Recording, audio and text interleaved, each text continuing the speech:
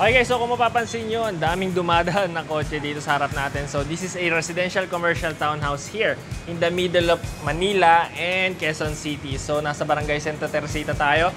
So meron tayo dito tatlong pricing. Yung corner natin is 18, itong mga inner is 17, sabay yung nasa likod natin is 16. So perfect na perfect to pang business. Kung mapapansin nyo, yung frontage natin is malapad. Ito yung Montero, kung mapapansin nyo, malaki pa yung space sa magkabilang gilid. So, busy street rin tayo. So, perfect na perfect to pang business. Okay, so meron tayo ditong 2-car garage. And then on this side is yung ating main door.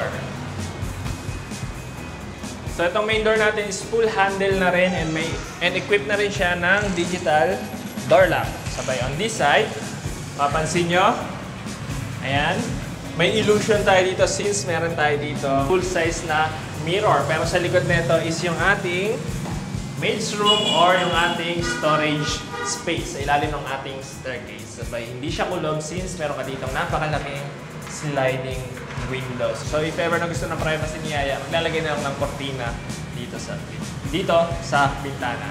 Okay? So pakita mo ulit yung garahe. Ayan yung ating 2-car garage na kasya ang dalawang kotse and pwede mo rin gawing pang business. Okay? So may side lighting rin tayo dito, so mas yayamanin tignan. Mga switch natin is Omni, kulay gray na rin. And on this side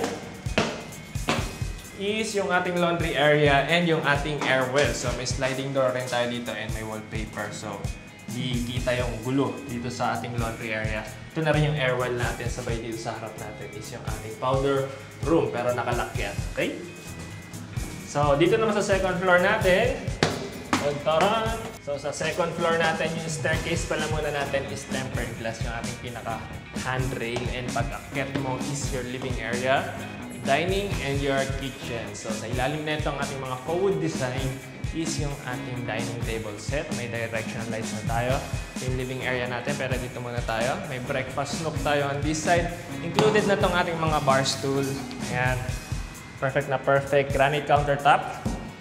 Ayan, may included na rin na range hood and gas range.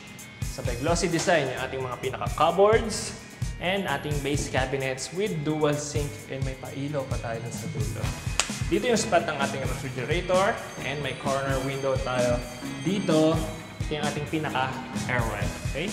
So staircase natin packet sa ating third floor. May dalawa pa tayong bedroom doon pero mamaya na. Dito muna tayo sa ating living area. So ito kalapad yung living area natin.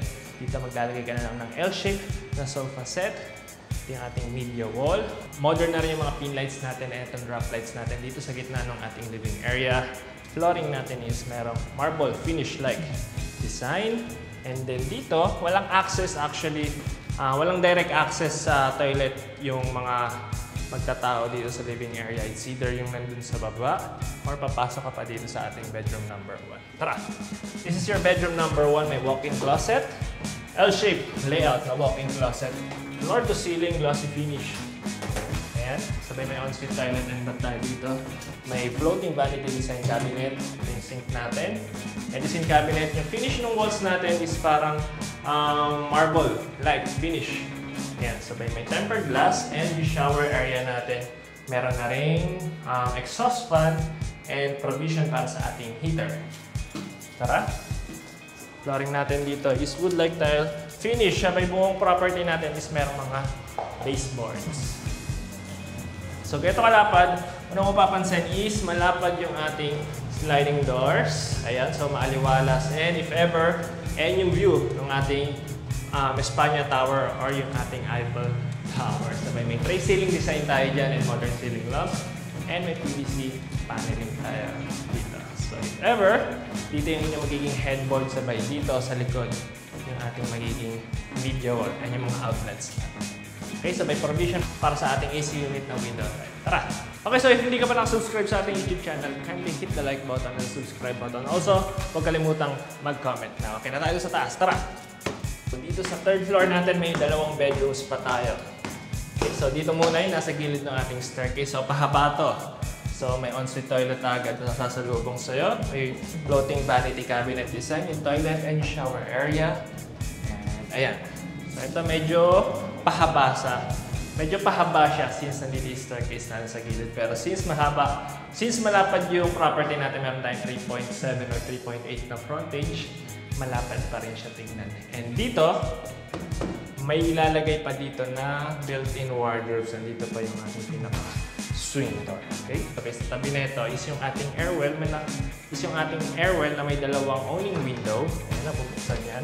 Premium na rin yung ginamit na frame dyan. So may fixed window sa baba and AC unit. Window type na provision para dito. And ito, may bubong na rin yung ating pinaka-airwell. Okay? Tray ceiling design. May pin lights na rin. So may PVC cladding dito sa ating headboard. Tara! So, last bedroom natin is yung ating master bedroom.